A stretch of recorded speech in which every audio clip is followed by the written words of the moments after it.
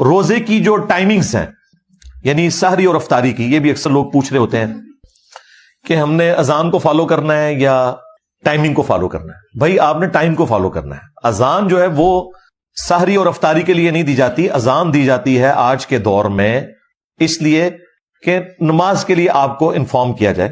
وہ بھی خیر ہم گھڑیوں سے معاملہ چلا سکتے ہیں لیکن وہ شعار اسلام میں سے ہے، اسے ہم چینج نہیں کر سکتے.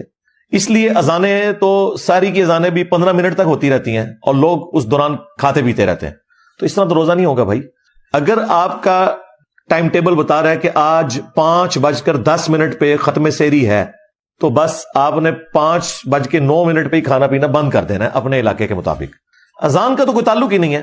بعض اوقات مساجد کے اندر گھڑیاں سٹینڈرڈ ٹائم پہ نہیں ہوتی ہیں، ان کو بھی 5:10 کا پتا ہے لیکن 3 منٹ گھڑی پیچھے ہے تو ظاہر ہے وہ تو جا کے 5:13 پہ اذان دیں گے اور آپ اذان کے اوپر لائک کریں گے. لہٰذا آج کے دور میں تو یہ مسئلہ اس طریقے سے نہیں ہونا چاہیے. پلس افطار کے وقت بھی گھڑیوں کی ٹائمنگ کا فرق ہوتا ہے اور پھر کچھ زدہ معاملات بھی چل رہے ہوتے ہیں. ہم نے تو اپنے جیلم شہر میں دیکھا ہے کہ بالکل صحیح ٹائم پہ اذان دے رہے ہوتے ہیں اہل حدیث.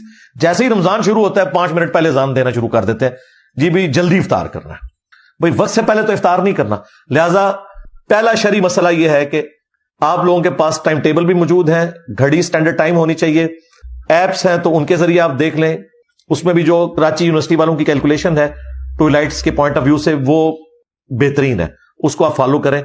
اور اپنی جو مساجد کے اندر ڈیجیٹل واچ ہیں ان کو وہ شافعی ٹائم کے اوپر آپ رکھ لیں. ویسے تو حنفی اور شافعی ٹائم میں فجر اور مغرب کا فرق نہیں ہے، وہ صرف عصر کا فرق آتا ہے، لیکن چلیں وہ آپ اس کو اس پہ سیٹ کر لیں اور اس کو آپ نے فالو کرنا ہے. 5 منٹ پہلے ہی روزہ بند کر دیں. اسی طریقے سے کھولنا ہے تو جب تک وہ ٹائم پورا نہ ہو جائے روزہ نہیں کھولنا، ادروائز آپ کا روزہ سرے سے نہیں ہوگا. یہ ایک کریٹیکل مسئلہ ہے. باقی قرآن حکیم میں جو میں نے آپ کو بتایا رکوع نمبر 23 آیت نمبر 183 سے 188 اس میں بھی آیا ہے کہ آپ نے روزے کو سٹارٹ کرنا ہے طلوع فجر سے لے کر رات ہونے تک. اور رات کی ڈیفینیشن شریعت میں غروب آفتاب ہے. رات کے لیے یہ ضروری نہیں کہ بالکل سیاہ ہو جائے، نہیں، جیسے ہی سورج غروب ہوگا رات کا وقت شروع ہو جائے گا.